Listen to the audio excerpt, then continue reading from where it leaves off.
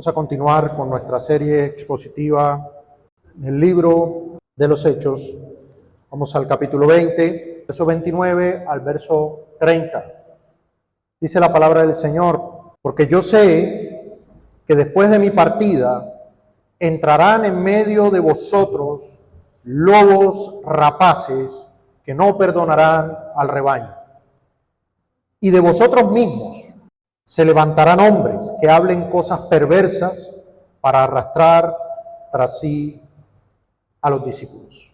El concilio de Nicea fue un sínodo de obispos cristianos, considerado el primer concilio ecuménico de la Iglesia Universal, que tuvo lugar entre el 20 de mayo y el 19 de junio del año 325 después de Cristo, en la ciudad de Nicea de Bitinia, en lo que se conocía como el Imperio Romano.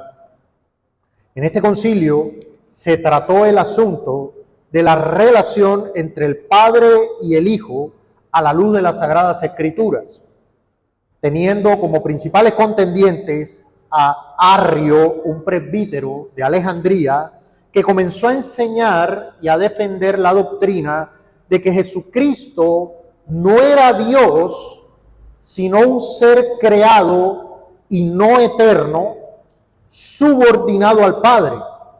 Y del otro lado estaba Atanasio, que defendía la doctrina ortodoxa de la Trinidad.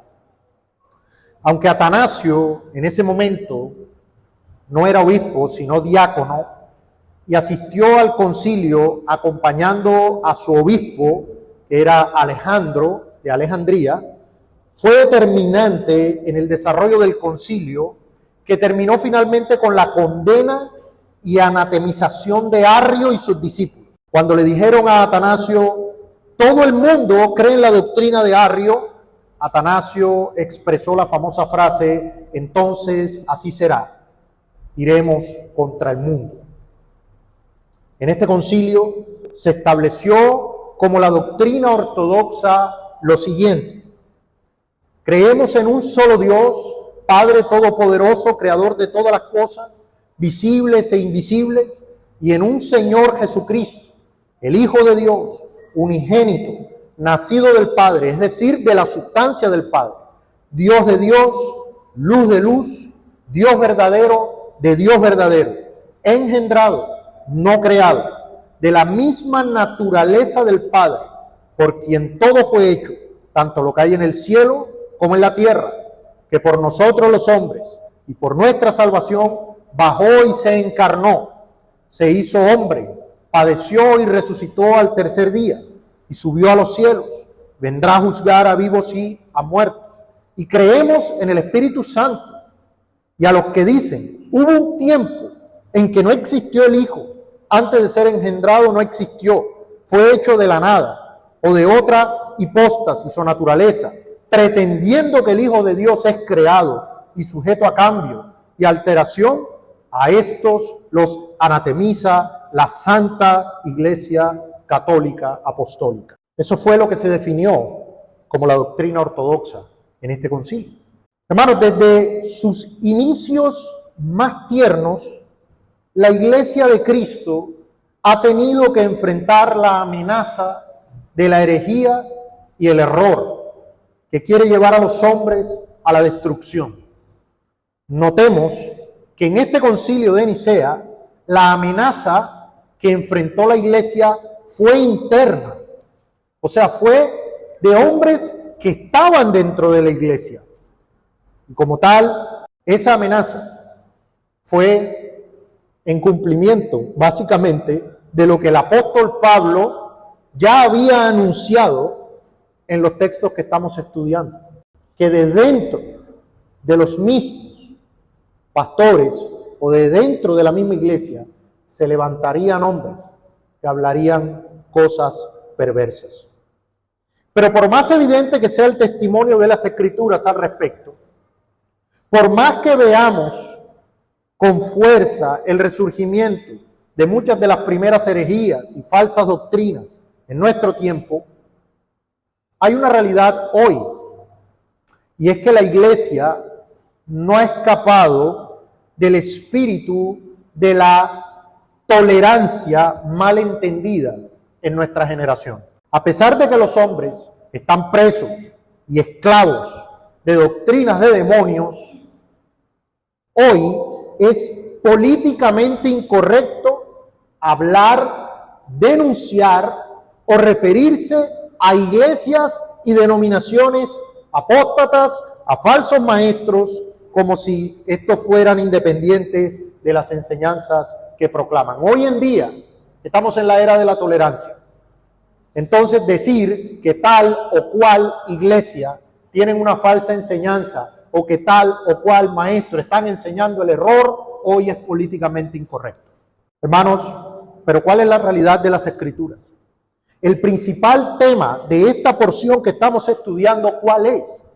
Alertar al pueblo del Señor sobre las amenazas externas e internas que afrontaremos. Se hace necesario realizar una instrucción un poco más profunda sobre el asunto de las principales amenazas doctrinales de nuestro tiempo, antes de pasar a la conclusión de la súplica apostólica. Antes de pasar a la conclusión de la súplica apostólica, se hace necesario que seamos un poco más claros y puntuales en alertar al pueblo del Señor sobre las amenazas externas e internas, sobre todo internas, que amenazan o que están presentes para la iglesia. Haremos un pequeño recuento de lo que en teología sistemática se conoce como heresiología. Así se le llama porque tiene que ver con las herejías. Así que vamos a tener en esta mañana una enseñanza más tipo instrucción, más tipo escuela, pero que se hace necesaria. Tendremos un solo punto, que es cuidándonos de las falsas doctrinas, y vamos a dar inicio. Hermanos, cuando hablamos de falsas doctrinas, no expresamos un espíritu contencioso ni soberbio, ya que no nos proclamamos a nosotros mismos, sino al Dios Trino en toda su gloria, honor y majestad, que estas falsas enseñanzas procuran dañar. Esta denuncia la hacemos con el mismo espíritu de nuestros antepasados apostólicos y reformados, quienes contendieron ardientemente por la fe dada a los santos, y como parte de nuestra labor como iglesia de ser columna y baluarte de la verdad. De hecho, son las mismas Escrituras las que nos llaman a hacer este ejercicio de manera constante. Vamos a Judas, capítulo 1, verso 3. Judas, capítulo 1, verso 3. Algunas mentes confundidas piensan, hermanos, no es necesario que hablemos de otras iglesias, no es necesario que hablemos de otras religiones o que denunciemos falsos maestros. Lo único necesario es proclamar la verdad. Pero la iglesia, como parte de su labor como columna y baluarte de la verdad, no solamente proclama la verdad, sino que denuncia el error. Los pastores en las iglesias tienen una vara para guiar las ovejas, pero también tienen un cayado para espantar a los lobos. Dice en Judas capítulo 1, verso 3, amados, por la gran solicitud que tenía de escribiros acerca de nuestra común salvación, me ha sido necesario escribiros, exhortándoos que contendáis ardientemente por la fe que ha sido una vez dada a los santos. ¿Por qué razón? ¿Por qué es necesario contender ardientemente por la fe? Porque algunos hombres han entrado encubiertamente, los que desde antes habían sido destinados para esta condenación. Hombres impíos que convierten en libertinaje la gracia de nuestro Dios. Nótese, aquí esto tiene que ver con la piedad práctica, pero también ¿qué hacen? Y ese y es esto y esto, niegan a Dios, el único soberano, y a nuestro Señor Jesucristo. Esto tiene que ver con doctrina. Libertinaje, piedad pero también doctrina. Y en su primera carta, el apóstol Juan, en capítulo 4, verso 1, da una exhortación a los creyentes, a la iglesia. Hermanos, porque es que esto es importante. No es que la iglesia ya tiene clara la verdad, ya tiene claro lo que cree, entonces no es necesario alertar a la iglesia. Pero ¿qué dice el apóstol Juan en su primera carta, en capítulo 4, verso 1? Amados, no creáis a todo espíritu, sino que probad los espíritus si son de Dios. Y cuando hablamos aquí de espíritus, usted no crea que estamos hablando de entes invisibles y demás. Aquí está hablando de personas, de enseñanza. ¿Cómo lo sabemos? Mire lo que dice el texto. Porque muchos falsos profetas han salido por el mundo. Estos espíritus en realidad son falsos profetas que están dando falsas enseñanzas. Entonces, hermano, la Escritura nos llama a probar los espíritus. La Escritura nos llama a contender ardientemente por la fe. El apóstol Pablo dijo a estos hombres, a los pastores de Éfeso, cuidado, se levantarán hombres. Entonces, ¿cuál es la idea de esta enseñanza? Tener herramientas para probar los espíritus. Tener claro qué debemos ver, cómo debemos evaluar la enseñanza, porque estamos llenos de enseñanzas y debemos tener los ojos bien abiertos, porque las amenazas vendrán de afuera, pero también de adentro. Ahora, debemos recordar antes de iniciar un asunto muy importante, y esto que vamos a explicar es importante porque hay confusión en este asunto. Hermanos, existe tal cosa como una iglesia verdadera. Hay una iglesia. Existe una iglesia verdadera. Es la iglesia del Señor Jesucristo. El problema es que muchos confunden iglesia con denominación, porque no entienden qué es la iglesia a la luz de la Escritura.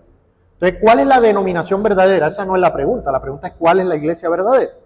Hermanos, la iglesia verdadera es la iglesia de Cristo. Cristo dijo, edificaré mi iglesia. Cristo murió por su iglesia. Entonces hay tal cosa como una iglesia. Y esta iglesia de Cristo es universal. Universal. La palabra allí es católica. ¿Cuál es el problema? Que la palabra católico ha cambiado su significado desde el principio de la historia de la iglesia hasta el día de hoy. Cuando nosotros hoy hablamos de católico, ¿qué se viene a la mente? La iglesia de Roma. Pero en los primeros siglos, cuando se hablaba de católico, no se estaba hablando de la iglesia de Roma.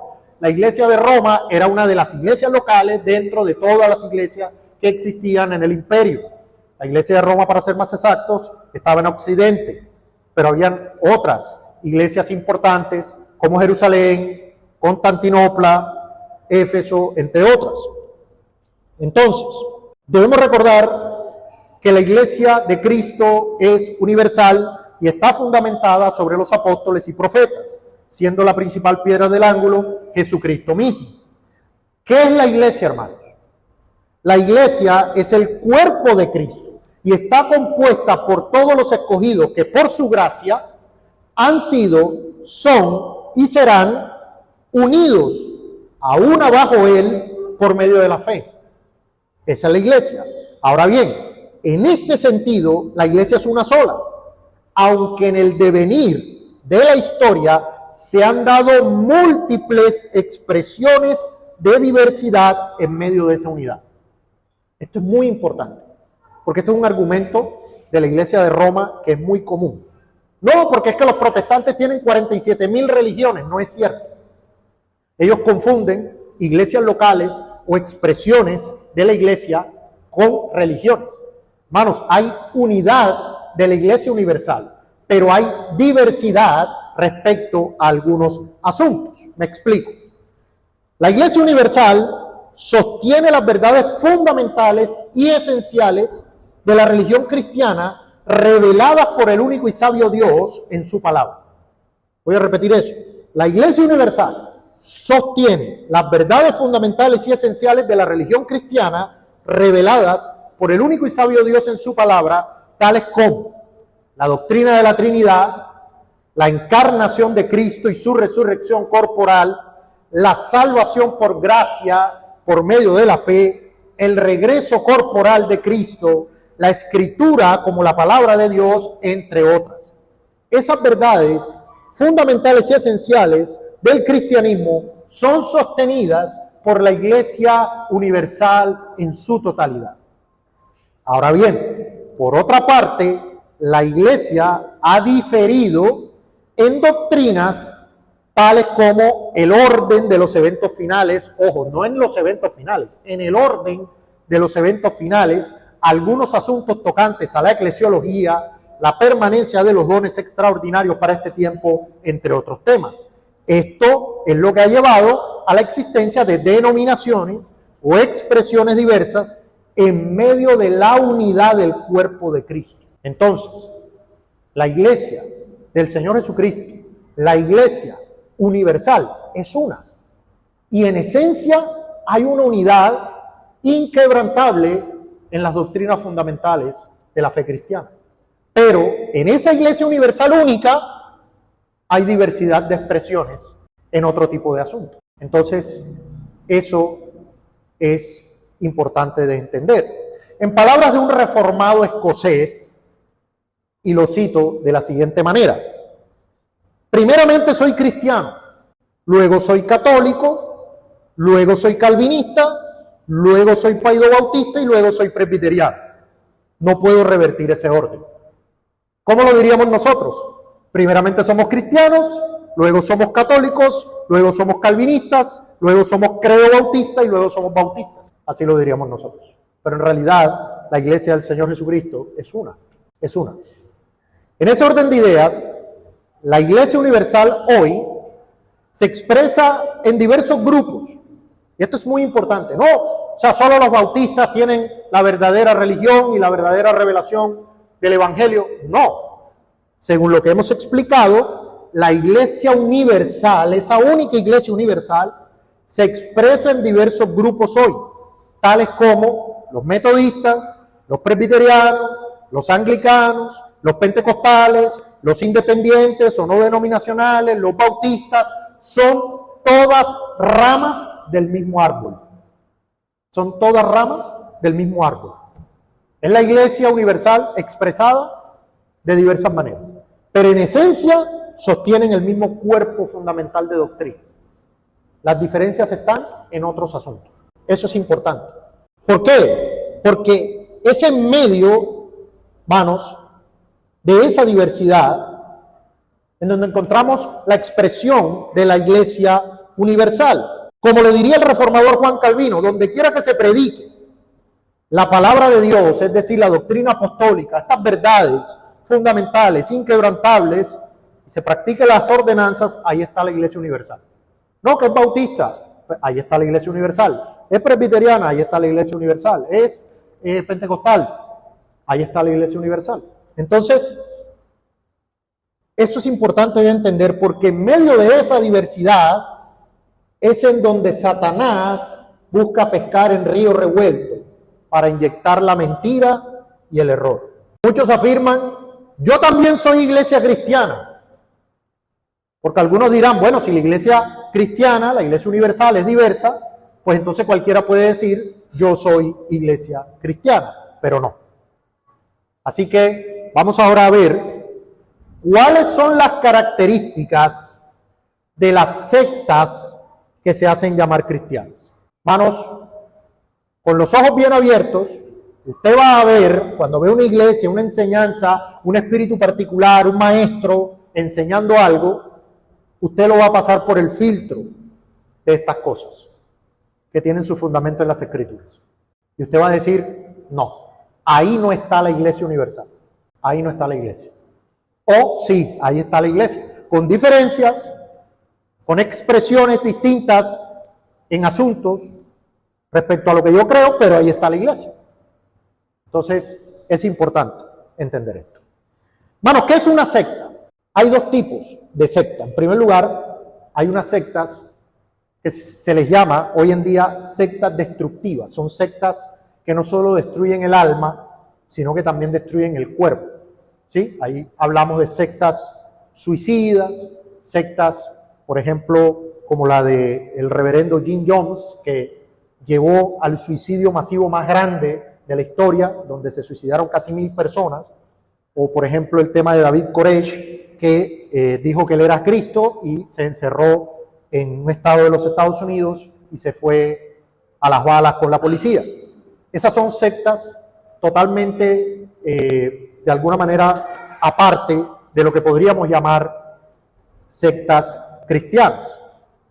Pero vamos a hablar particularmente de las sectas cristianas, porque estas sectas destruyen el alma, pero externamente parece que dieran libertad, pero en realidad son sectas. Vamos a definir secta como un grupo religioso que sostiene y enseña doctrinas diferentes o contrarias a las doctrinas fundamentales que se consideran necesarias para ser ortodoxo o cristiano. Voy a repetir eso.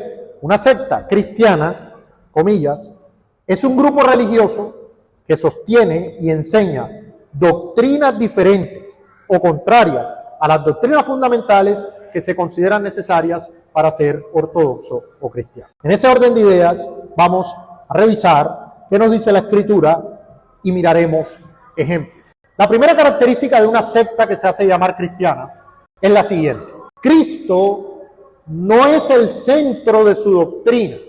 Definen otro Cristo o le quitan su valor real.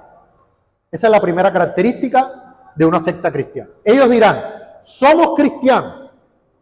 Y normalmente usted verá que las personas que no conocen de estas cosas dicen, esos son simplemente una denominación dentro del cristianismo. Pero toda secta que se hace llamar cristiana no tiene a Cristo como el centro de su doctrina, define a otro Cristo o le quita su valor real. No es el Cristo de las Escrituras, no es el Cristo de la Biblia.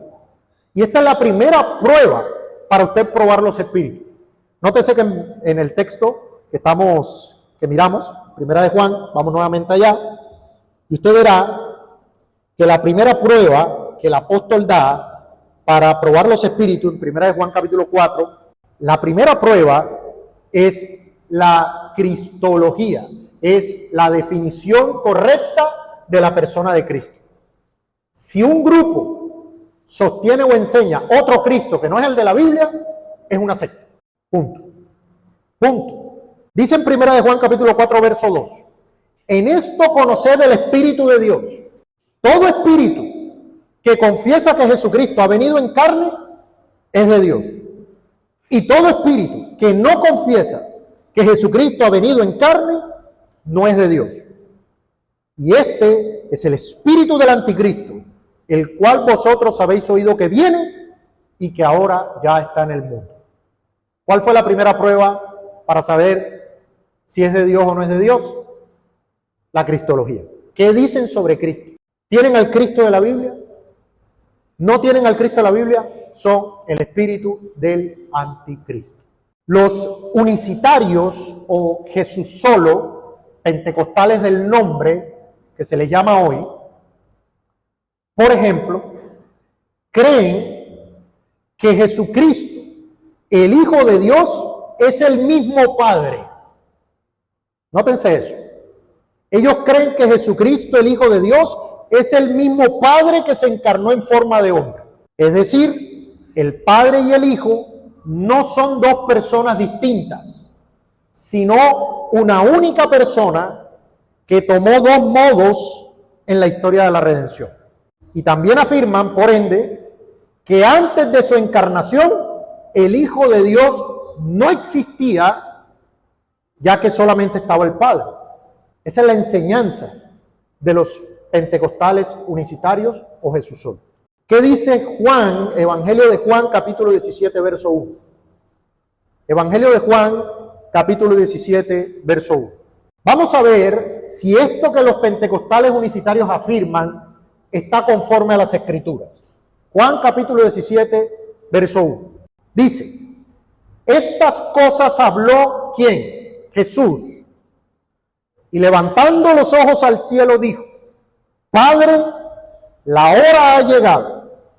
glorifica a tu Hijo para que también tu Hijo te glorifique a ti, como le has dado potestad sobre toda carne, para que dé vida eterna a todos los que le diste. Y esta es la vida eterna, que te conozcan a ti, el único Dios verdadero, y a Jesucristo, a quien has enviado. Nótese los dos versos siguientes. Yo te he glorificado en la tierra, he acabado la obra que me diste que hiciese. Ahora pues, Padre, glorifícame tú al lado tuyo con aquella gloria que tuve contigo cuando antes que el mundo fuese. Hermanos, el testimonio claro de las Escrituras es que el Padre y el Hijo son dos personas distintas, aunque tenemos un solo Dios verdadero. Entonces, un solo Dios verdadero, un solo ser divino, pero en él subsisten tres personas distintas. El Padre y el Hijo son distintos. Por eso el Hijo puede orar al Padre y decirle: devuélveme la gloria que tuve contigo antes que el mundo fuese. ¿Qué dice el unicitario? No, el Hijo no existía antes de encarnarse, que por cierto era el mismo Padre. Por implicación, el Padre fue quien padeció en la cruz. Eso es lo que llamamos patripasionismo. Todo esto fueron herejías condenadas por la Iglesia. Los testigos de Jehová, por otra parte, se van al otro lado. Ellos afirman que Jesucristo no es Dios el Hijo, la segunda persona de la Trinidad, y afirman que es una especie de Dios menor. O sea, ellos sí dicen que son dos personas diferentes, pero que el Hijo no es Dios, sino que es un ser creado, que no es eterno, que no es Dios. Es el otro extremo. ¿Qué dice la Escritura en Filipenses capítulo 2, verso 5? Filipenses capítulo 2, verso 5. Filipenses capítulo 2, verso 5 dice la palabra del Señor: allá pues en vosotros este sentir que hubo también en Cristo Jesús. ¿De quién está hablando? ¿Del Padre? No, está hablando del Hijo, de Cristo Jesús. ¿Y qué dice? El cual, siendo en forma de Dios, no estimó el ser ¿qué? Igual a Dios como cosa a que aferrarse, sino que se despojó a sí mismo, tomando forma de siervo, hecho semejante a los hombres, y estando en la condición de hombre, se humilló a sí mismo, haciéndose obediente hasta la muerte, y muerte de cruz. Jesucristo no estimó el ser igual a Dios. No es un ser creado, no es un Dios menor, no es un ángel. De hecho, si Jesucristo no es Dios, este texto no tiene ningún tipo de sentido. Porque si Jesucristo no es Dios, sino que era un ser menor y subordinado al Padre, Él no tenía nada que discutir. Él tenía que venir. No, porque es que, ¿por qué no vas tú? No, aquí lo que dice es que estando en igualdad de dignidad con el Padre, Él no estimó ser igual, sino que voluntariamente vino a cumplir la obra de redención por nosotros. Y ese es el ejemplo de humildad que Pablo está poniendo aquí.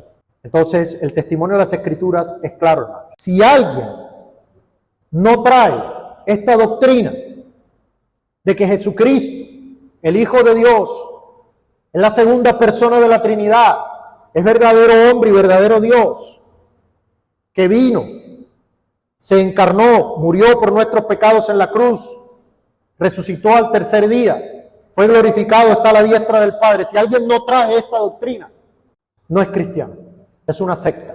Y lamentablemente, en medio del desconocimiento, muchos hermanos, sobre todo pentecostales, porque las denominaciones pentecostales unicitarias más grandes nacieron del pentecostalismo trinitario.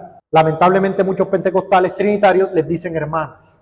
No, los hermanos no son hermanos, no son creyentes. El que no tiene al Hijo, no tiene al Padre. La segunda característica de una secta que se hace llamar cristiana es que tienen otra autoridad distinta al nivel de las Escrituras. Tienen otra autoridad distinta al nivel de las Escrituras. ¿Qué dice la Escritura? Proverbios capítulo 30, verso 5. Toda palabra de Dios es limpia. Él es escudo a los que en Él esperan. Y versículo 6 dice, no añadas a sus palabras para que no te reprenda y seas hallado mentiroso. ¿Qué dice el Señor? Que tenemos prohibido ¿qué? Añadir a su palabra. Los adventistas del séptimo día, por ejemplo, sostienen los escritos de Ellen White como la luz menor y dirigen mucha de su práctica cristiana a la luz de sus escritos proféticos. Los mormones, que se hacen llamar Iglesia de Jesucristo de los Santos de los Últimos Días, añaden no solamente profecías o palabras, sino libros completos a la revelación de las Escrituras. Voy a citar lo que ellos creen a la luz de su página oficial.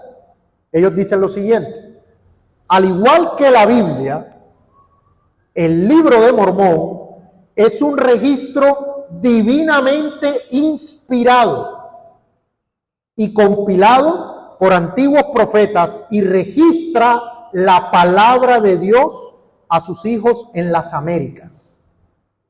Por medio de la lectura conjunta de ambos libros de escrituras, puedes recibir inspiración, ideas y guía esclarecedoras.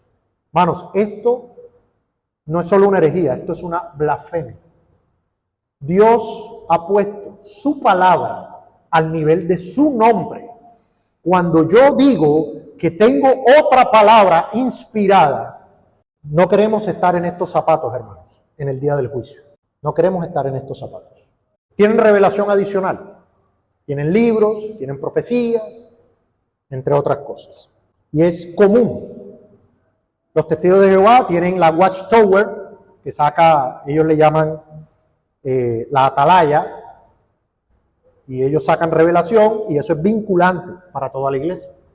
La iglesia de Roma, por ejemplo, aparte de la escritura, tiene la tradición y tiene las enseñanzas del magisterio ex cátedra por el Papa. De hecho, cuando usted habla con alguien de la iglesia de Roma y usted le dice, ¿dónde dice la Biblia que la Virgen María fue asunta a los cielos? Ellos no tienen problema con eso porque eso no está en la Biblia, pero lo dijo un Papa. Y para ellos eso es autoritativo, al igual que la Escritura. Entonces tienen otras fuentes de revelación. Afirman ser, esta es otra característica, ¿sí? Esta es la tercera. Ya saben, la primera tiene que ver con Cristo. Es lo primero, tiene que ver con Cristo. Su identidad, su persona, su ser, tiene que ver con Cristo. Lo segundo es que tienen otras fuentes de revelación. Lo tercero es que afirman ser la única iglesia, denominación o movimiento que tiene la verdad.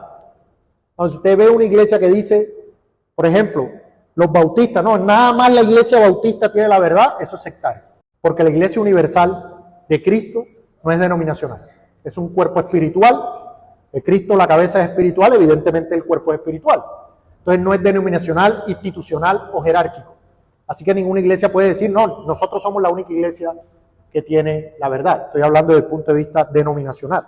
Pero estas iglesias generalmente les escuchamos decir que son el remanente escogido o que tienen la última revelación oculta para este tiempo. Normalmente una secta cristiana es restauracionista, no reformista, restauracionista. Hay una diferencia. ¿Qué es lo que ellos dicen? Que en algún punto de la historia de la iglesia apostólica, la iglesia apostató o la iglesia perdió el depósito de la verdad, perdió el depósito de la fe, perdió el evangelio y que estuvo en oscuridad por 1000 años, por 2000 años, hasta que aparecieron ellos. Y con la revelación de su profeta o con la nueva revelación que ellos recibieron, entonces ahí está la verdad restaurada. Eso lo tienen los mormones, eso lo tienen los adventistas, eso lo tienen los testigos, etc. Un movimiento muy común en nuestros días, mucho cuidado hermanos, es el movimiento de raíces hebreas. El movimiento de raíces hebreas, usted va a ver, son personas que quieren parecerse judíos ellos hablan de que por 2000 años la iglesia ha estado engañada, que el cristianismo básicamente es una iglesia apóstata, ya que las verdaderas enseñanzas del Eterno, así le llaman a ellos a Dios, el Eterno, se mezclaron con paganismo, con filosofías griegas y con filosofías helénicas. Entonces, de esa manera invalidan. Mano, analice esto de fondo. Cristo dijo que las puertas del Hades, ¿qué? No prevalecerían contra su iglesia. Lo que estas personas están diciendo es que Cristo incumplió. Es que Cristo, por su espíritu dado a su iglesia, derramado en su iglesia, no tuvo la capacidad de retener la verdad. La iglesia perdió la verdad hasta que llegaron ellos. Y estos hombres vienen, le hablan a usted 2 o 3 palabras en hebreo y ya lo convencen de que ellos tienen la verdad. Y hay muchas personas que están cayendo en ese engaño. Miren, esta secta, por ejemplo en México, está tan arraigada, y en otros países suramericanos, que me extraña que todavía no lo tengamos tan metido en Colombia, que hasta los falsos maestros neocarismáticos han salido a denunciarnos. Imagínense, son tan herejes que hasta pastores de la talla o pastores o pastoras que se hacen llamar, como Yesenia Ten, los han denunciado. Imagínense usted el grado. Claro, ¿por qué? Porque se les están llevando gente por miles. Entonces, eso trae una baja en los ingresos. Entonces les ha tocado a los falsos maestros que están perdiendo la fuente de ingresos, les ha tocado salir a denunciarlos. Otra característica, las sectas siempre hacen falsas interpretaciones y atacan el uso del desarrollo dogmático y niegan el uso de las herramientas auxiliares de la hermenéutica. Ellos niegan la forma natural en la cual se interpreta la escritura. Ellos niegan las herramientas de la hermenéutica, ellos niegan la interpretación bíblica como debe ser, ellos interpretan de manera conveniente. Mire, usted le va a escuchar a un sectario siempre frases como la siguiente: la palabra Trinidad no está en la Biblia. Usted le va a escuchar ese tipo de expresión. Muéstrame el texto. Ellos van a decirle a usted, muéstrame el texto. La palabra Trinidad no está en la Biblia. Van a interpretar de forma conveniente o literal. Fíjese, ellos interpretan de manera literal cuando les conviene, de manera alegórica cuando les conviene, es decir, cuando encaja el texto en su cosmovisión. Les voy a poner un ejemplo, hermano, porque esto es importante. Vamos al Evangelio de Juan. El Señor Jesucristo en múltiples ocasiones afirmó que Él y el Padre son uno. Entonces el unicitario le dice, ¿sí ve? El Hijo es el Padre. Entonces, vamos a Juan 17. Cuando el Señor Jesucristo dice, Felipe le dice, muéstranos al Padre, y Él les dice, tanto tiempo que me has estado viendo, y como dice, muéstranos al Padre, el que me ha visto a mí, ha visto al Padre. ¿Por qué? Porque yo estoy en el Padre y el Padre en mí. Entonces ellos dicen, ¿sí ve? El Hijo es el Padre. Pero por ejemplo aquí en Juan 17, verso 20, cuando el Señor está orando, dice lo siguiente: mas no ruego solamente por estos, sino también por los que han de creer en mí, por la palabra de ellos, para que todos, o sea, los creyentes, sean ¿qué? Sean uno, como tú, oh Padre, en mí, y yo en ti, que también ellos sean ¿qué?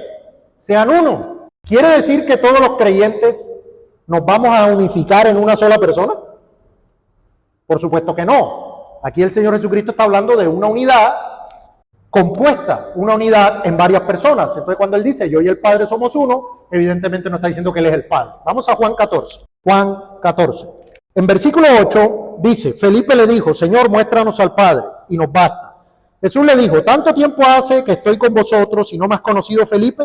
El que me ha visto a mí, ha visto al Padre. ¿Cómo pues dices tú, muéstranos al Padre? ¿No crees que yo soy en el Padre y el Padre en mí? ¿Qué interpretan ellos? Que esto es literal y que el Padre es el Hijo.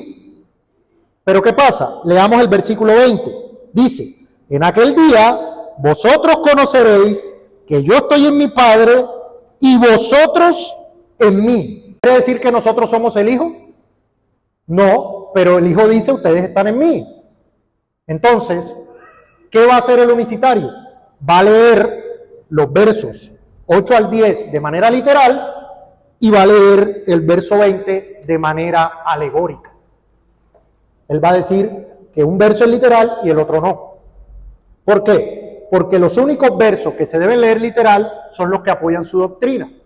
Los que no apoyan su doctrina, esos no son literales, esos son alegóricos, hay que interpretarlos, vámonos al griego, vámonos al hebreo.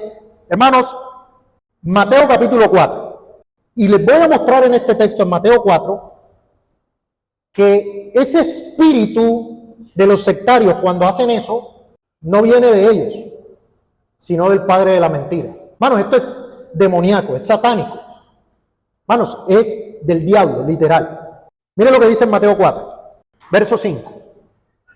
Entonces, el diablo le llevó a la santa ciudad y le puso sobre el pináculo del templo y le dijo: si eres hijo de Dios, échate abajo, porque escrito está: a sus ángeles mandará cerca de ti y en sus manos te sostendrán para que no tropieces con tu pie en piedra. Le estaba citando la Biblia. Satanás está citando la Escritura y el sectario citará la Escritura también. ¿Pero qué le responde el Señor Jesús? Jesús le dijo: escrito está también: no tentarás al Señor tu Dios. Hermanos, esto que vemos aquí es el principio que la Reforma defendió en su disputa con Roma, de que la Escritura es su propio intérprete. La Escritura interpreta la Escritura. Escrito está, pero escrito está también. ¿Qué decía Roma? No, el intérprete es la iglesia. ¿Qué dijo la Reforma? No, el intérprete de la Escritura es la Escritura. Entonces, el unicitario leerá Deuteronomio 6:4. Oye Israel, Jehová nuestro Dios, Jehová uno es.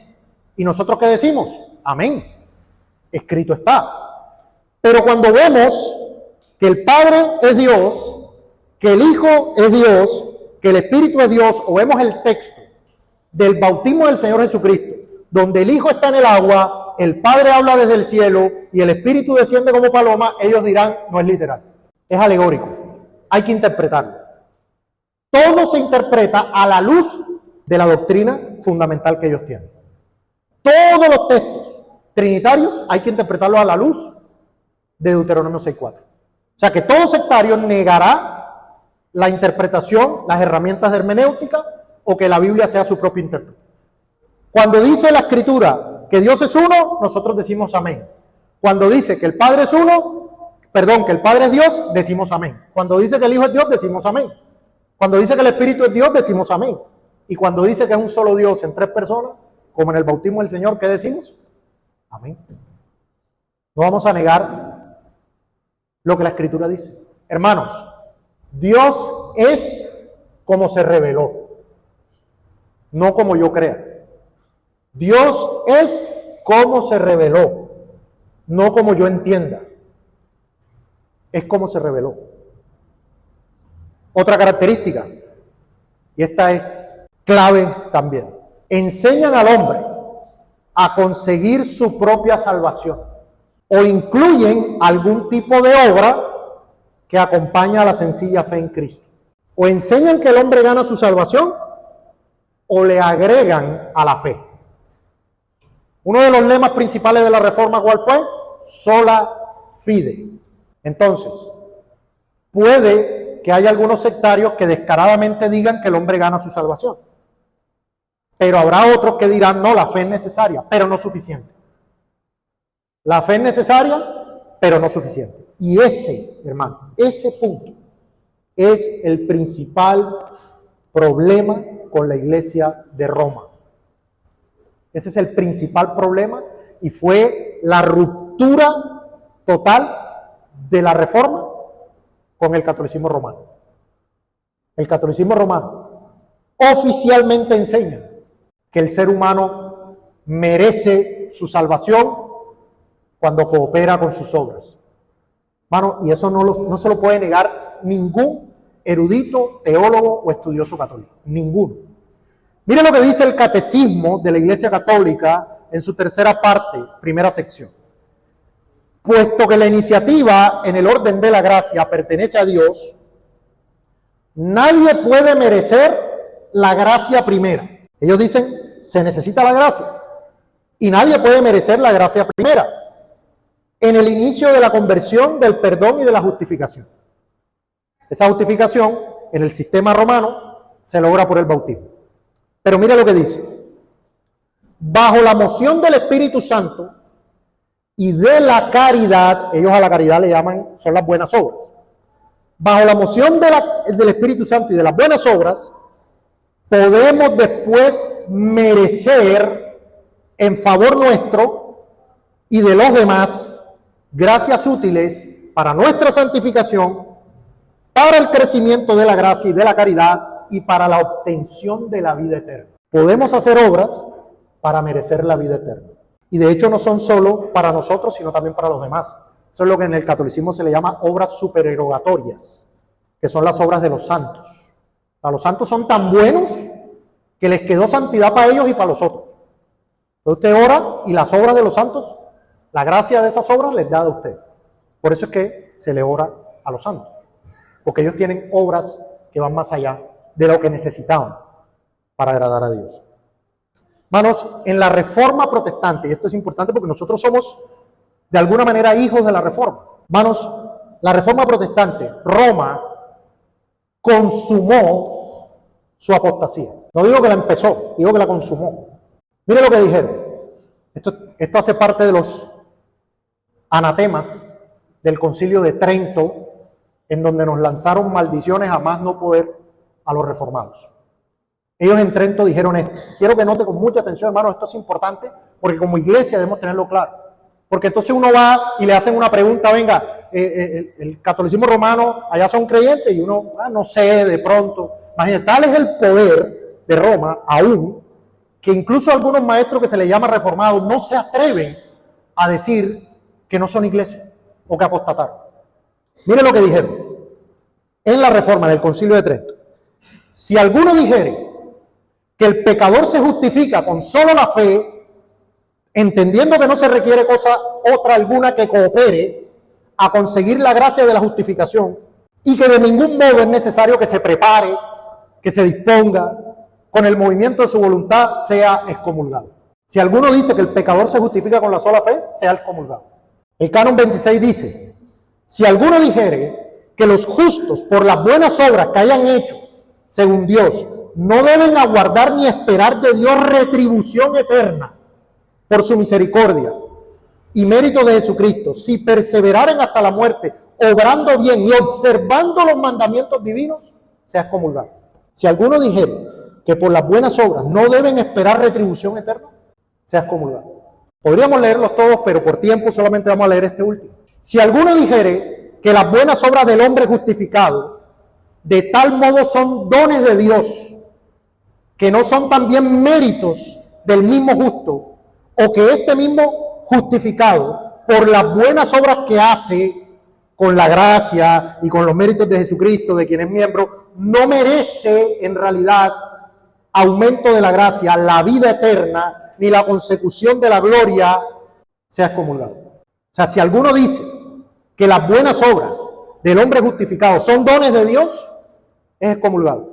¿Qué dice la Escritura? Efesios capítulo 2, verso 8. Porque por gracia sois salvos por medio de la fe, y esto no de vosotros, pues es don de Dios. No por obras, para que nadie se gloríe. Y mire lo que dice verso 10. Porque somos hechura suya, creados en Cristo Jesús, para buenas obras. ¿Pero qué dice de esas buenas obras? Las cuales Dios preparó de antemano para que anduviésemos en ellas. Hermanos, la salvación es toda de Dios. Somos salvos por gracia de Dios. Todo es de Dios.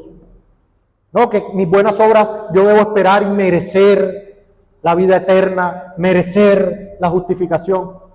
No es bíblico. No es bíblico. Otra característica es que tienen un proselitismo agresivo basado principalmente en sus doctrinas distintivas y más agradables. O sea, ellos hacen proselitismo, pero con sus doctrinas más agradables, ocultando sus doctrinas más extrañas y aberrantes. O sea, un sectario no va a empezar enseñándole sus doctrinas más aberrantes. Siempre empiezan con lo mejor. Los mormones le hablarán a usted de la importancia de la familia. Los unicitarios enfatizarán en que ellos son los únicos monoteístas estrictos. Los adventistas le hablarán de la importancia del sábado y cómo Constantino lo cambió. Los testigos de Jehová le mostrarán fotografías de paisajes paradisíacos para estimular su mente y sus emociones. Pero el mormón no le dirá que cree que Jesucristo y Satanás son hermanos. No le dirá que nosotros podemos llegar a ser dioses y que nuestro Dios fue un hombre que fue exaltado. Ellos no le dirán a usted que Jesucristo y Satanás eran hermanos que presentaron cada uno un plan de redención y que se aceptó el de Jesucristo y el de Satanás se rechazó y por eso Satanás se convirtió en el diablo. Los adventistas no le hablarán del juicio investigador que comenzó en el año 1844. No le dirán que Jesucristo es el arcángel Miguel. Los testigos de Jehová no le dirán que ya Jesús vino por segunda vez, solo que no fue de manera visible, sino de forma invisible. Hermano, toda esta podredumbre, todas estas doctrinas de demonios, herejías destructoras, salen después de tener el prosélito suavizado y convencido. Por el contrario, la verdadera iglesia de Cristo confiesa a viva voz todo el consejo de Dios, proclama el evangelio con toda libertad. La última característica es que estas sectas nacen en el vacío bíblico, histórico y confesional. Estas iglesias sectarias nacen en el vacío bíblico, histórico y confesional. Usted notará que las sectas están desconectadas de la Iglesia Universal. Bueno, la Iglesia Universal empezó formalmente ¿en dónde? En Jerusalén, en Pentecostés. Y estas sectas están desconectadas de esa iglesia en su historia. ¿Qué quiere decir eso? Que casi todas fueron fundadas por un hombre o una mujer que tuvo una revelación privada, como en el caso del Islam con Mahoma, en el caso del mormonismo con José Smith, o en el caso del adventismo con Ellen White. Todas empezaron con una persona que tuvo una revelación. Y aquí quiero aclarar el caso del neopentecostalismo. Ustedes no se han escuchado hablar de eso y esto hay que aclararlo. El neopentecostalismo es una deformación del pentecostalismo histórico y clásico. Esto hay que aclararlo. Nosotros no es que creamos que todos los que creen que los dones están vigentes o que creen en el bautismo del Espíritu Santo como segunda experiencia o que creen que el hablar en lenguas, que todos los que creen eso son sectarios. No. Los pentecostales históricos, los pentecostales clásicos, ellos creen las doctrinas fundamentales de la fe cristiana, pero tienen también ese tipo de creencias de que los dones están vigentes y estas cosas. Pero eso no hace que no sean iglesia. Los pentecostales, en sus expresiones bíblicas o más puras, son iglesia. Pero el neopentecostalismo, que es el que vemos con sus exponentes más famosos, Cas Luna, Yesenia Ten, ahorita está es muy visible un apellido Harrigan, entre otros. Todos estos hombres hacen parte del movimiento neopentecostal y neocarismático. Es una deformación del pentecostalismo histórico. ¿Qué fue lo que ellos hicieron? Tomaron ingredientes metafísicos, ingredientes esotéricos, ingredientes humanistas y sobre todo ingredientes de los negocios seculares y los disfrazaron de iglesia. Entonces, todas las doctrinas que ellos tienen de que crean la realidad con la boca, de la fe en la fe, de todas esas cosas, es imposible trazar esas enseñanzas primeramente a las Escrituras y en segundo lugar a la historia de la iglesia. Si usted en la historia de la iglesia va a ver que hubo grupos que creyeron en que los dones continuaban, pero usted no va a ver nadie que creía lo que creen los neopentecostales. Nadie. Entonces, las sectas nacen en el vacío histórico y confesional. Ellos no es posible trazar esas enseñanzas al resto de la historia de la iglesia. Unas aplicaciones para terminar, hermanos. Pero, por la gracia del Señor, estas herramientas hayan servido para estar más preparados para presentar defensa más preparados para identificar las amenazas. Pero en primer lugar, una aplicación para la iglesia, a los creyentes. Mi querido hermano, mi querida hermana, lo que tú ves como algo natural, lo que tú entiendes en la Escritura por el testimonio del Espíritu Santo obrando en ti y enseñándote, lo que tú ves y dices, pero es tan sencillo, pero es tan claro, es por pura gracia de Dios. Si tú no estás en una secta destructiva de estas, si tú no estás en ese engaño, si tú no estás en esa esclavitud, no es porque tú eres más inteligente que los que están allá. Es por la pura gracia. Es porque Dios, desde antes de la fundación del mundo, te amó. Es porque Dios, desde antes de la fundación del mundo, te entregó a su Hijo. Es porque haces parte de esas ovejas que el Padre le dio al Hijo. Y el Hijo dijo, mis ovejas oyen mi voz y me siguen. ¿Por qué tú estás siguiendo a Cristo? Por la gracia. No eras mejor. Es más, muchos de los que están atrapados allá, moralmente, delante de los hombres, a veces parecen mejores que nosotros. Al igual que cuando el Señor escogió al pueblo de Israel, no los escogí porque eran los más grandes, porque eran los mejores, ustedes eran los más insignificantes. Lo necio del mundo. Vamos, si estás creyendo en el evangelio bíblico verdadero, en el Dios vivo y verdadero, no te jactes. No te jactes de lo que has recibido, porque lo recibiste por gracia. No digas, mira, esa gente tan ignorante. No, no es así. Tú estuvieses allá o peor, si no fuese por la gracia. Así que esta realidad lo que debe hacer es que tú estalles en doxología delante de Dios, le alabes y le glorifiques y digas, Señor, te doy gracias porque yo era ciego y ahora veo. Fue Él el que te dio ojos para ver. Fue Él el que te quitó el corazón de piedra y te dio uno de carne. Fue Él el que te vio sucio en tus sangres y te tomó y te limpió. Fue Él el que te quitó la lepra espiritual que tenías. Esa inmundicia, esa suciedad, fue Él el que te salvó. Así que no te jactes, no te ensoberbezcas. Esa es la advertencia apostólica para los gentiles que estaban jactándose delante de los judíos. Decían, ojo, si no permaneces, te vas. En segundo lugar, debemos orar y predicar el evangelio a aquellos que están en medio de esas herejías destructoras y doctrinas de demonios. ¿Cómo esas personas se van a salvar? Por su doctrina no se van a salvar.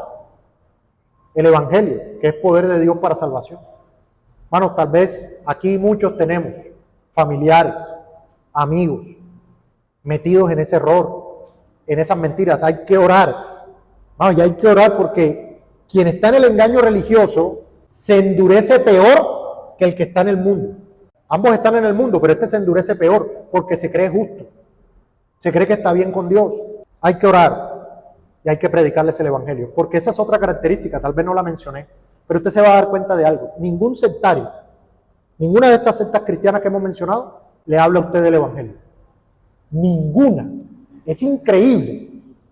Cuando usted tenga una conversación con alguien de ellos, dígale, bueno, tengo 1 minuto y me voy a morir, predícame el evangelio. Y usted verá los malabares. La unicidad no predica otra cosa sino la unicidad. Ellos no predican más. El testigo de Jehová lo mismo. O sea, ninguno le va a predicar la salvación por gracia por medio de la fe en Cristo. Ninguno le va a predicar de la sangre derramada. Ninguno le va a predicar de la resurrección del Señor. Ninguno le va a hablar de eso. Yo le he comentado a unos hermanos que una de las características que usted ve cuando ellos hablan de su conversión, usted ve que ellos hablan de cómo entendieron esta verdad que a nadie más se les reveló, de cómo ellos estaban en pecados escandalosos y dejaron de hacer esas cosas y comenzaron a hacer una serie de ritos externos. Ellos le van a hablar de eso. Pero ningún sectario, ninguno, le va a decir, como el apóstol Pablo, Cristo Jesús vino a este mundo a salvar a los pecadores, de los cuales yo era el primero. usted verá que ninguno de ellos le va a hablar con dolor de su pecado. Ninguno le va a hablar de cómo estaba con esa carga de maldad, de pecado, cómo comprendió que había pecado contra un Dios santo y cómo vio a Cristo como esa única fuente, como esa única esperanza de la vida eterna y cómo fue a Él para el perdón de sus pecados, cómo oró al Señor. Usted no va a ver nada de eso. Eso es extraño para ellos, porque ellos no conocen a Dios. El Espíritu Santo no mora en ellos. Otra aplicación es que debemos estar preparados, hermano, para presentar defensa. Eso no es una sugerencia, es un mandato apostólico. Muchas veces, una conversación familiar, alguien está hablando de estas cosas y nosotros no tenemos manera de decirle, mira, eso que está diciendo no es bíblico porque lo que dice es esto. No estamos diciendo que tenemos que ir a cazar peleas, pero sí hay contextos en los que tenemos que presentar defensa. Tenemos que presentar. Hermanos, que Dios nos ayude a estar en guardia, a estar alertas y a perseverar el Evangelio bíblico y verdadero.